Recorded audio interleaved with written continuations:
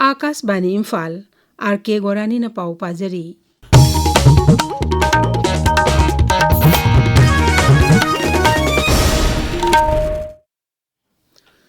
अवांग नोंपोर राज्यसिंगदा साना खोनबगी थबक थौरमसिंग चाखोटहनबा पांगथोकपा मरीसुबा high level task force की meeting असी पांगथोकरे। केंद्रीय डोनर मंत्री ज्योतिरादित्य सिंधियाना सभापति ओइदुना वीडियो कॉन्फ्रेंसिंग खुतांगदा पांगथोकिबा मिफम अदुदा मणिपुर के राज्यपाल अजय कुमार भला, चीफ सेक्रेटरी मिजोराम के स्पोर्ट्स मंत्री, यूथ अफेयर्स स्पोर्ट्स के सेक्रेटरी अमसुंग डोनर मंत्रालय के मकोक थोंगबा ऑफिशियल सिंह सरुक याखी। मदुदा श्री सिंधियाना राज्य अमा स्पोर्ट्स अमा हाइबा हिरम हौदोकी अमदी माकी मंत्रालयना अवांग नोंपोर राज्यसिंगदा मखोइगे चानबा साना खोनबगी लमसिंगदा अहेनबा मियेंग चंगननबा मतांगदसु वाफम कया फोंगदोखी। खुंगंगदगी हौरगा राज्य थाकी टूर्नामेंट सिंग मतम चाना पांगथोकपा कोचिंग हेंगतहनबा अमदी नहा सानरोइसिंग पुनिंग थवटनबसु मंत्रीना मखा ताखी। राज्यपाल अजय कुमार भलानसु डोनर मंत्रालय की अवांग नोंपोर लमदमगी साना खोनबगी लमदा पाइखतलिबा थबक थौरमसिंगी मतांगदा सिंगथाखी अमदे नहा ओरिबा सानरोइसिंगदा कानबा कया पीरगनी हाइना राज्यपालना फोंगदोखी। केंद्रीय गृह मंत्री अमित शाहना हाइरी लाकदौरिबा 2023 नोंचू बेंगल विधानसभा मिखलदा बीजेपीना सरुक अहुम थोपगी अनी फंगदुना सरकार सेमगनी।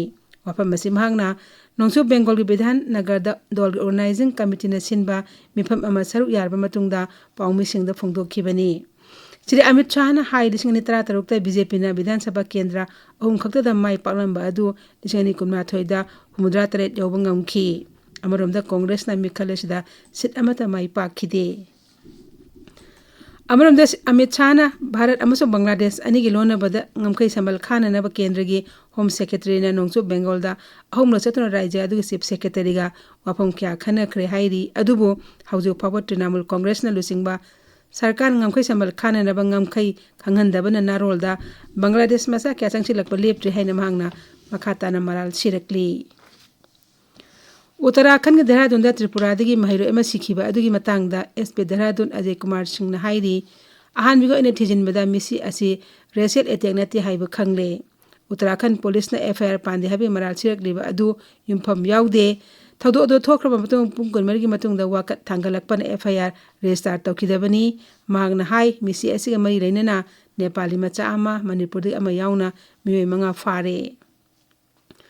केंद्र के लघु सिंह मंत्री शिवराज सिंह चौहान हाइरी सरकार हंदकता संसदता विकसित भारत रामजी राम असी मतमगा चुनबा अमदी हानगी एमजी नरेगा स्कीमदा वाटपसिंग मेनखतनबगीदमक पास तौखिबनी। भोपालदा पाउमिसिंग उनबदा मंत्री न हाई विरोधी दल सिंह स्कीम असी ममिंग होंदोकपदा पुखललिबा वाफमसिंग मारम चादे। विरोधी दल सिंह मखोइना शक्ति पारिंगे मतमदसु थबक पीबगा मरी लैनबा स्कीम सिंगी ममिंग तोइना होंदोक होंदिन तौखिबनी।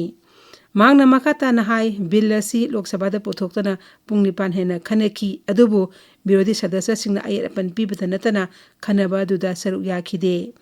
विरोधी की मकोक थोंगबो ओइरिबा राहुल गांधी सु खननेनबा अदुदा सरुक याखिदे।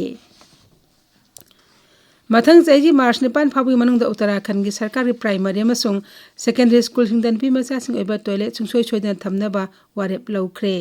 राज्य के चीफ सेक्रेटरी आनंद बर्धन लुचिंगदुना मिफम अमंगसी पांगथोरबा मतुंगदा वारेप असी लौखिबनी। स्कूल सिंगी हौजिक लैरिबा टॉयलेट सिंग लुनाना थंबा अमदि सेमजिन साजिनदुन थमनबसु चीफ सेक्रेटरी ना स्कूल अथॉरिटी सिंगदा खंगनखरे। यूक्रेन रशिया की राष्ट्रपति व्लादिमीर पुतिन की मयुमदे अटैक तौनबा होनखिबा अदुबु प्रधानमंत्री नरेंद्र मोदी ना नुंगनांगबा फोंदोरकली। सोशल मीडिया थागलप माकी वारोलदा हाई लेबाक अनीना वारी सानदुना हिंसा की थौदोसिंग असि लोइसिनबा अमदि शांति हंजिनबा होनबदा ओइना मियेंग थमा तंगाई फदे। असिगुंबा अटैक असिना लेबाक अनीगी मरक्ता शांति हंजिहनबदा थिंतहनबगी मरम ओइगनी। उत्तराखंड की अल्मोड़ा जिला लमी खुदोंथिबा थौदोक्ता लेखिदबा मीगी मसिंग 32 सुरे। थौदोक असी जिला असिगी बिख्या सेंदगी रामनगर तमना लाकपा बस अमा लोखादा तासिनखिबदगी थोकपनि हाइरी। स्टेट डिजास्टर रेस्पॉन्स फोर्सना असोकपसिंग मनांगनकपा सरकार के हॉस्पिटल पुखतुना लाइखनखरे। प्रधानमंत्री नरेंद्र मोदी अमसुंग मुख्यमंत्री पुष्कर सिंह धामीना लाइबकथिबा थौदोक अदुबु नुंगाइतबा फोंदोरकली। भारत की अवांगथंग सरुकता लेसिल कुंगना थाबना फ्लाइट अमसुंग रेलगाड़ी चेंथोक चेंथिनदा खुदोंचादबा क्या मायोकनरे। रेलवेज के दिल्ली डिवीजन हाई दिल्ली तमना लाकपा रेलगाड़ी कुन पुंग 3 थेंगथखी पाउ लोइजरी।